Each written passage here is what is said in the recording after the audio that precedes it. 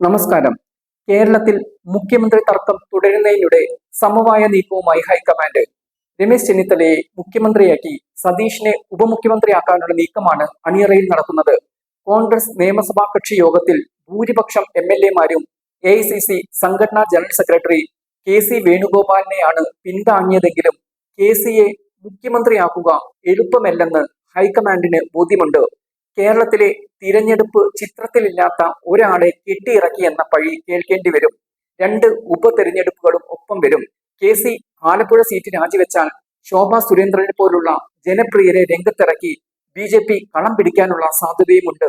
ഒരു MLA രാജിവെക്കുന്ന ഒഴിവിൽ KC മത്സരിച്ചാൽ ആ സീറ്റിൽ വിജയിക്കുമെന്ന് ഉറപ്പു പറയാനും കഴിയില്ല. ഇതൊക്കെ കൊണ്ടുതന്നെ മത്സരം രമേശ് ചെന്നിത്തലയിലേക്കും VD സതീശനിലേക്കും ചുരുങ്ങിയ അവസ്ഥയിലാണ്.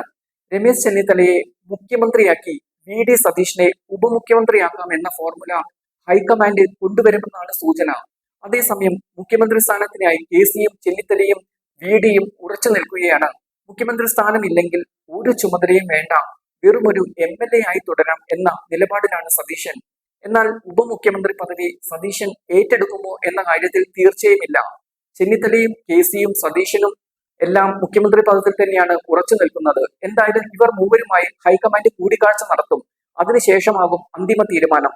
അതേസമയം MLA-മാരുടെ മനസ്സറിയാനെത്തിയ ഹൈക്കമാൻഡ് നിരീക്ഷകരുടെ കയ്യിൽ നിന്നും പിന്തുണച്ചവരുടെ പേരുകൾ പുറത്തു വന്നത് കോൺഗ്രസ് നേതാക്കൾക്ക് ക്ഷീണമായി.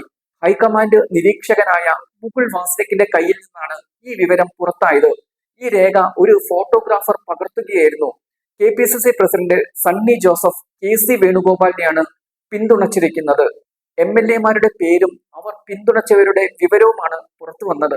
IC Balakrishnan, Sajeev Joseph, PO Mohanan, Sandeep Warrier, Sunny Joseph, Usha Vijayan, T Siddique എന്നിവർ KCയാണ് പിന്തുണച്ചിരിക്കുന്നത്. എന്നാൽ IC ബാലകൃഷ്ണൻ KCക്കൊപ്പം രമേശ് ചെന്നിത്തലയെ കൂടി പിന്തുണച്ചിട്ടുണ്ട്. നിയമസഭാ കക്ഷിയിലെ ഭൂരിപക്ഷവും KCയെ തന്നെയാണ് പിന്തുണയ്ക്കുന്നത് എന്നാണ് രേഖ നൽകുന്ന സൂചനയും. എന്തായാലും ഹൈക്കമാൻഡ് തീരുമാനത്തെയാണ് കോൺഗ്രസ് നേതാക്കൾ ഉറ്റുനോക്കുന്നത്.